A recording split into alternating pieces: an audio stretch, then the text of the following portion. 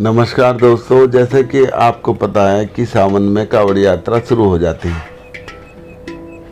इसी को देखते हुए मैंने भी अपने घर से एक छोटी सी यात्रा हर की पौड़ी तक करी और उस बीच में इतने सारे कांवड़ यात्री मैंने देखे।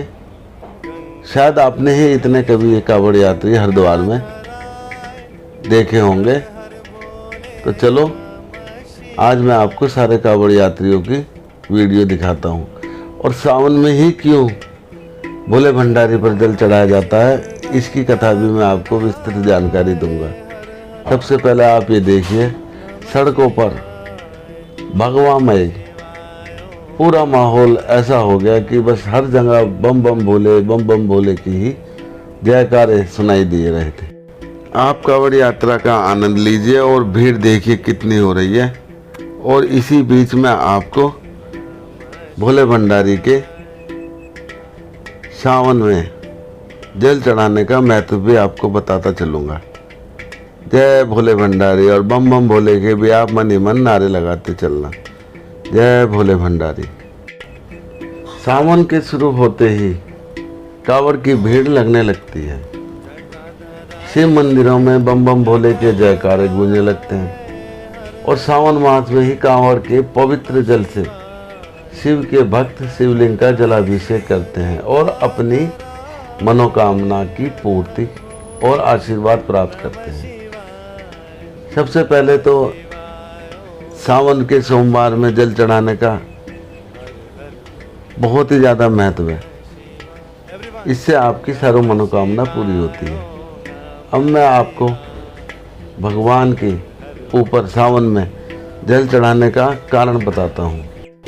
हमारे शिव पुराण में उल्लेख मिलता है कि जब सागर मंथन के समय राक्षसों और देवताओं के बीच समुद्र मंथन हो रहा था, तो उस समय एक हलाहल नाम का विष निकलने लगा। उस विष के प्रभाव से सभी देवता और जीव जंतु व्याकुल होने लगे। ऐसे समय में भगवान शिव ने विष को अपनी अंजलि में लेकर पी लिया। विष के प्रभाव से स्वयं को बचाने के लिए शिव जी ने इसे अपनी कंठ में रख लिया।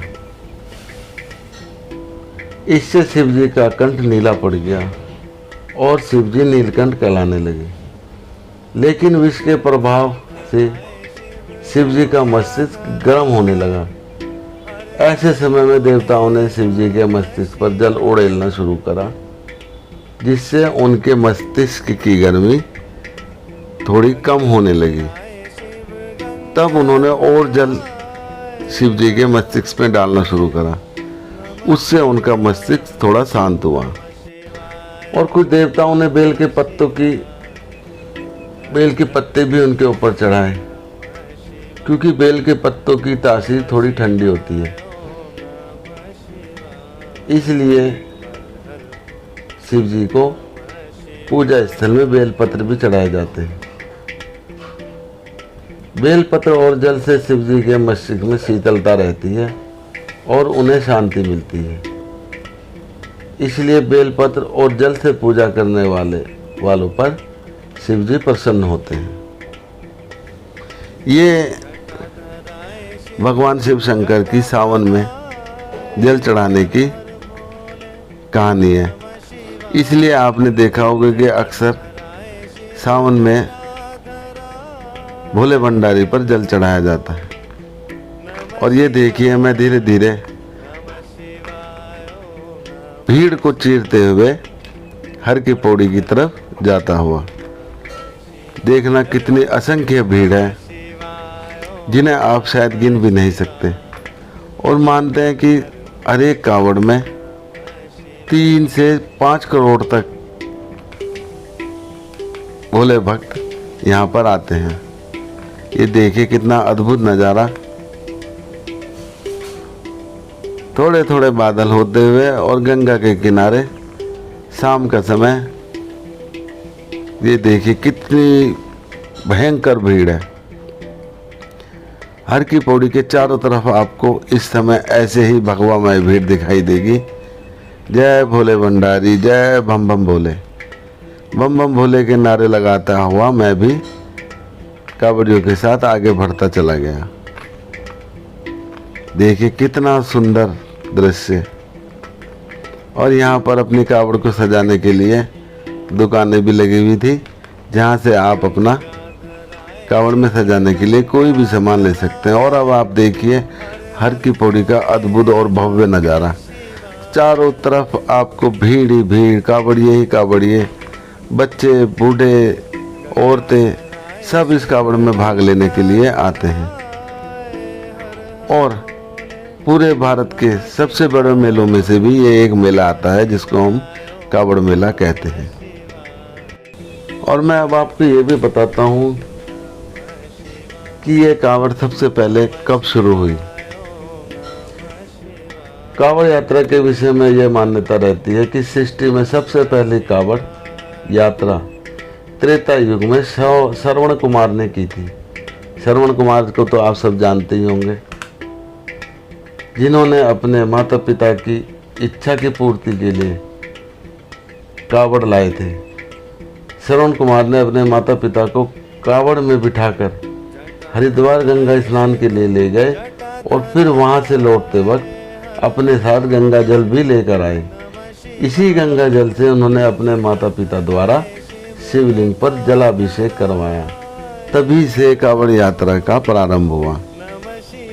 जय भोले भंडारी की। और अब आप हर की पौड़ी का नज़ारा देखिए। हर तरफ सुरक्षा के इतने इंतजाम थे कि आपको यहाँ पर आकर कोई भी कठिनाई नहीं होगी। और इतनी भीड़ भाड़ में भी आपको आकर कोई दिक्कत का सामना नहीं करना पड़ेगा।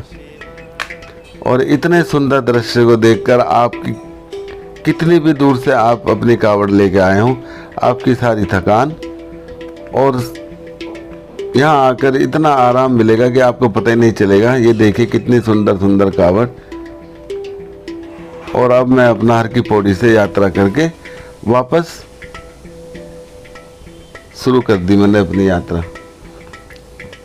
इस यात्रा में मुझे करीब 4 घंटे लगे अपने घर से हरिद्वार में। और आप इन कांवड़ यात्रियों का हौसला देखिए कि ये करीब 100 150 किलोमीटर 300 किलोमीटर भी पैदल चलकर अपनी यात्रा को पूरी करते हैं।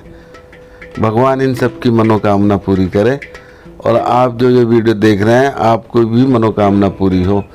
आप भी इनके लिए प्रार्थना करें कि इनकी सबकी मनोकामना और आपकी भी मनोकामना पूरी हो। देखिए कितनी भीड़ के पास से चलते चलते हमने भी अपनी यात्रा पूरी करी। हालांकि मेरी तो यात्रा इनके मुकाबले बहुत छोटी सी यात्रा थी, लेकिन फिर भी इस यात्रा से मुझे एहसास हुआ कि कितनी कठिन यात्रा होती है कांवड़ यात्रा। जय भोले भंडारी की।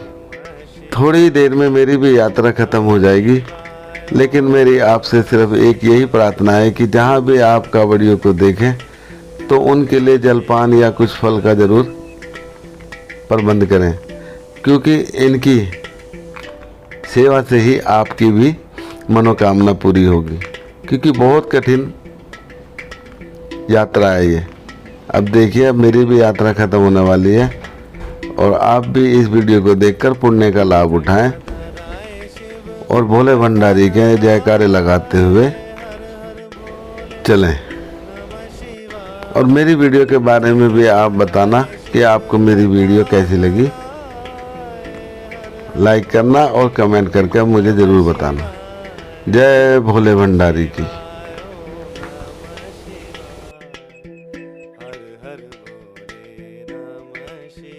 Everyone, Namah Shivaya, Om Namah Shivaya.